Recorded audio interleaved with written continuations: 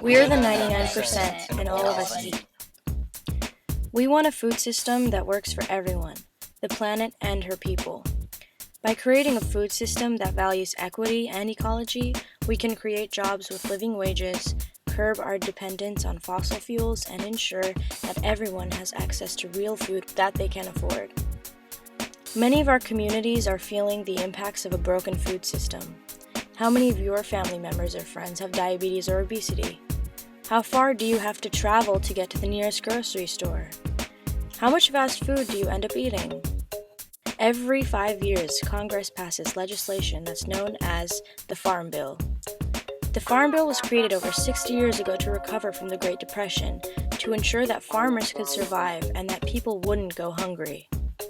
It's a $300 billion piece of legislation that we pay for with our tax dollars. But are we benefiting? Sometimes, yes. Things like food stamps, WIC, and school lunch programs are authorized by the Farm Bill. Many of our community-based organizations also get funding to create programs that hire youth to work on urban farms, in gardens, and make healthy food more accessible. Some farmers even get funding to protect the environment and grow fruits and vegetables.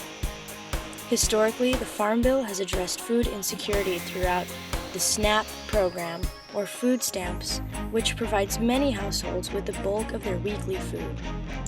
Thanks to citizen voices, food stamps can now be used at farmers markets. But 50 million people in the US still don't know where their next meal will come from.